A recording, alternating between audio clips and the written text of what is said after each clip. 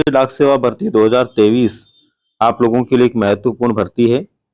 इसके लिए दोस्तों कुल 32,000 पदों पर भर्ती होने वाली है और इनके लिए वेतन लगभग 29,300 रहने वाला है। ये जो भर्ती है दोस्तों, ये किन किन पदों पर होगी? बीपीएम, एबीपीएम और डाक सेवक के पदों पर यह भर्ती होने वाली है।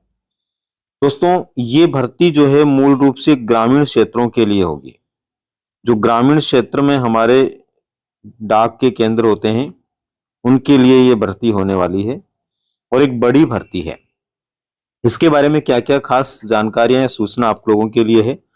देखिए, सबसे पहले तो आप लोगों के लिए सूचना है आवेदन प्रक्रिया को लेकर के।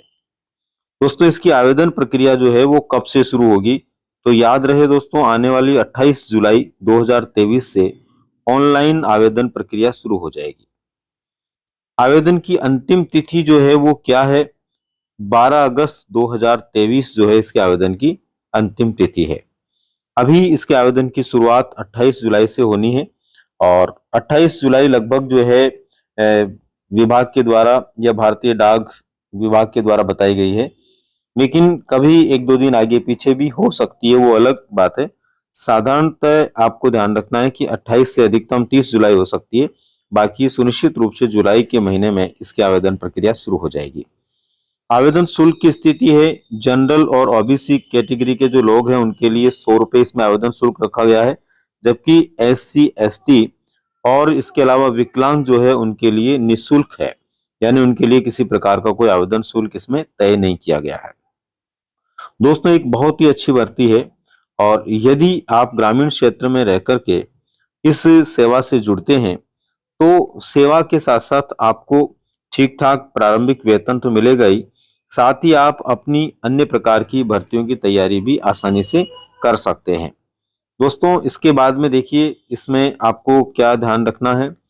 इसके लिए आयु जो है वो है 18 वर्ष से 40 वर्ष।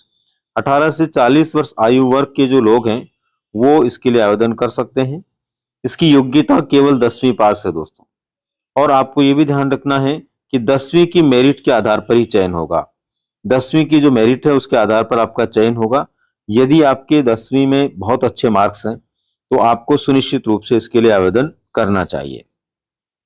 हालांकि यहाँ पर जब सीधी भर्तियां होती है तो वहां पर ऐसा अवश्य होता है कि मेरिट कई बार हाई जाती है परसेंटेज के आधार पर, लेकिन फिर भी दोस्तों आपको आवेदन करने की इसलिए आवश्यकता है कि मेरिट जो है वो कितनी भी जाए, अगर आप उसके योग्य हैं और लगभग आप उस मेरिट तक आते हैं, अच्छे नंबर आपके 10वीं में, तो आपका चयन इसमें हो सकता है।